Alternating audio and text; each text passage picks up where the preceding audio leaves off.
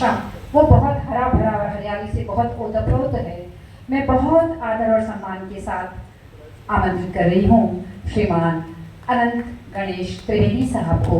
आप पधारें और सभागार को संबोधित करें। त्रिवेदी साहब।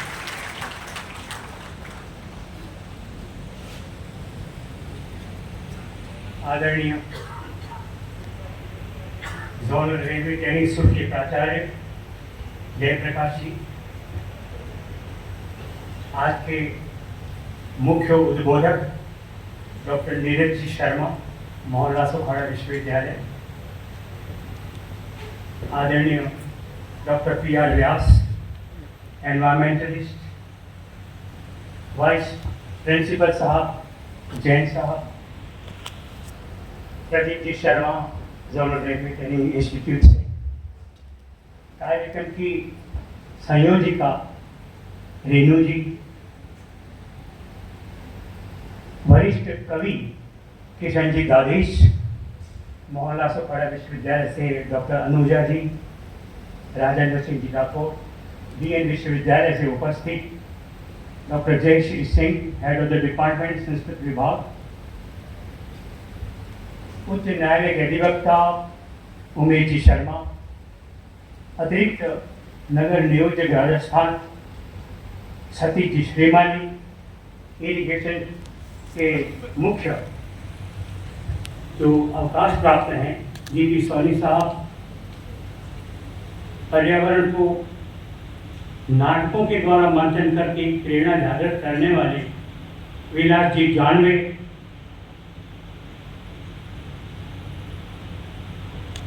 यहाँ प्रशिक्षण प्राप्त करने वाले मेरे युवा बंधुओं और टीचर्स और स्टाफ,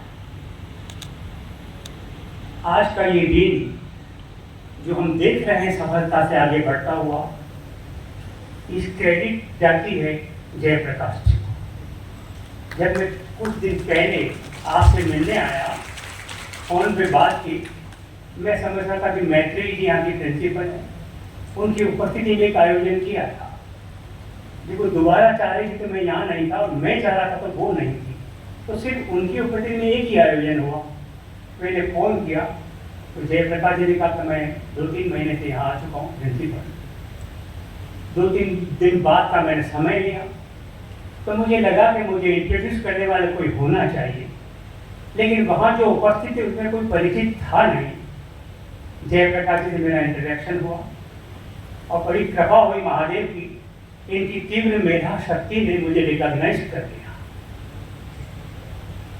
और कहा कि बिल्कुल ठीक है, लेकिन इनकी बातों से लगा कि ये मैन ऑफ एक्शन है। तो इन्होंने कहा कि मैं डायलॉग में विश्वास तो करता हूँ, लेकिन एक्शन पे नहीं। विश्व पर्यावरण दिवस मनाएंगे तो पेड़ लगाना या उनकी सफाई करना जरूरी होगा, हम मरने में पहले वो करेंगे। ये तो बहुत बढ़िया बात है, मैंने कहा इनका वंदन। फिर हमने एक बात और कही कि चारों विश्वविद्यालय मिलकर के हम अलग जगाने का कुछ प्लान बनाया है। तो आपने कहा कि जो प्रशिक्षणार्थी हैं यहाँ वो बाहर से आए हैं, हम गार्जियन हैं, अपना घर छोड़ के आए हैं, उनके लिए सुरक्षा हमारी पहली चीज़ है, इसलिए परिसर से बाहर तो नहीं आएंगे, यहाँ आप जो करना चाहें तो करें। तो मुझे लगा कि यहाँ के प्रशिक्षणार्थी कितने संवेदनशील हैं यहाँ के प्राचार्य महोदय, इसलिए भी आपका अभिनंदन।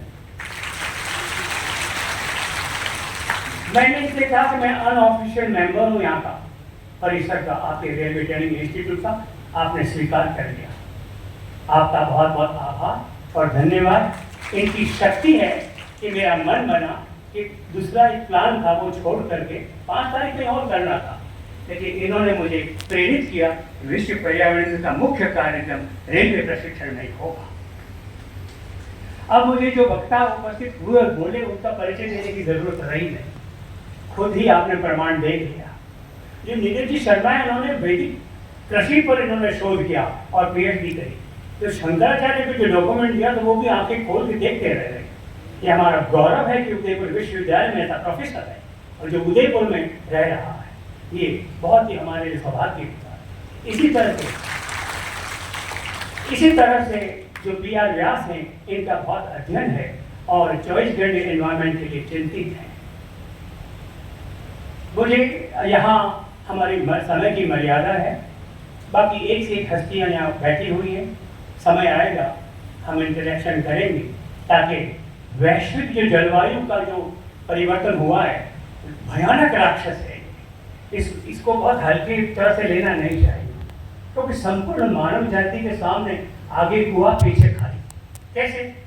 आणविक अस्त्रों का भंडारण जो पिछली शताब्दी में बहुत चिंता का विषय था, और 1988 में दोनों महाशक्ति टेबल पर बैठी गॉर्बाचोव और रेगन, तो दुनिया के अखबारों ने छापा कि अब कुछ होगा, लेकिन हम भूल गए। तो मेरे पास में भी आणविक अस्त्र है, आपके पास में भी है, लेकिन मरेंगे नहीं, दोनों डरे हुए रहेंगे। ये शांति की परिभाषा है वर्तमान की। दूसरी तरफ जलवायु परिवर्तन, ग्लोबल वार्मिंग, बहुत बड़ी बड़ी कॉन्फ्रेंस हो गई है।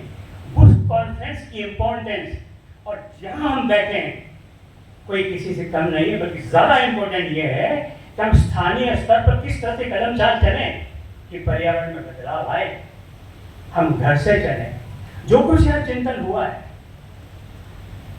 तो इससे ये लगा कि हम धरती माता के निहितार्थ को फिर खोजें और प्रकृति और पुनः चलें और विकास की परिभाषा को पुनः स्थापित करें। यही तो कहा इस कॉन्फ्रेंस में।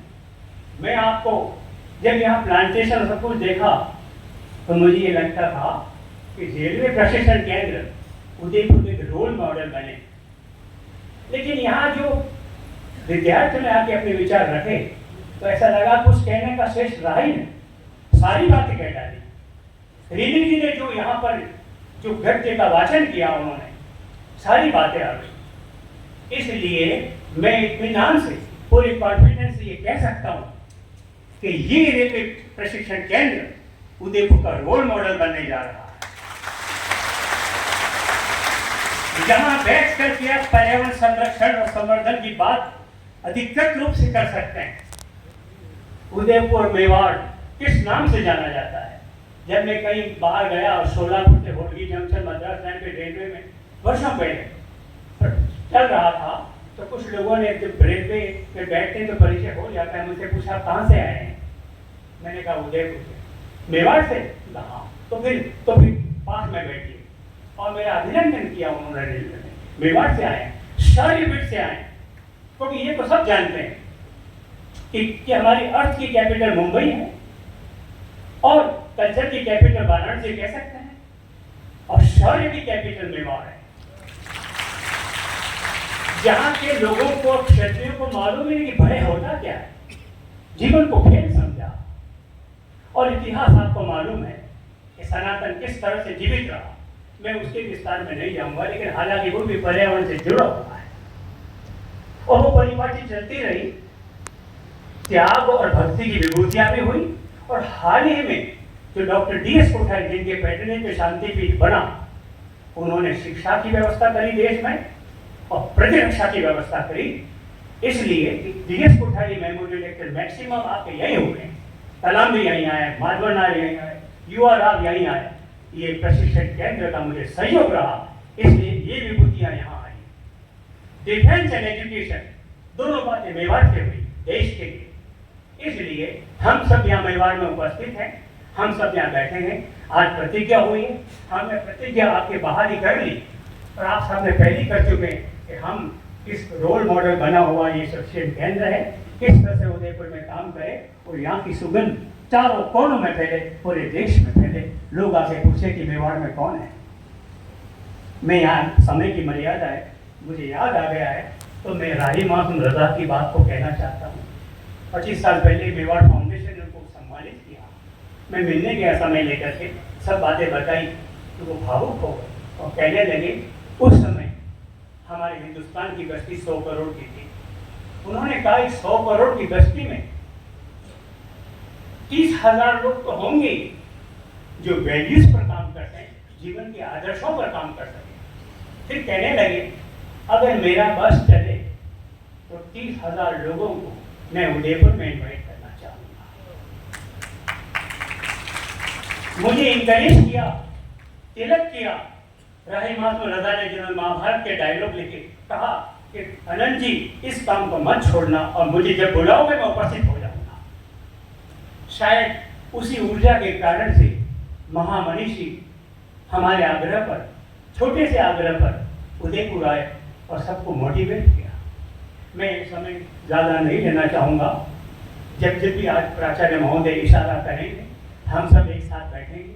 जब आपके पास समय होगा, क्योंकि मैं यहाँ के डिसिप्लिन को जानता हूँ, एक एक मिनट का उपयोग यहाँ होता है। अगर आप यहाँ बैठे हैं तो 2 क्लास किस तरह से कंपलसेट होंगी वो भी मैं जानता हूँ, और प्राचार्य महोदय ने भी मुझे इशारा किया।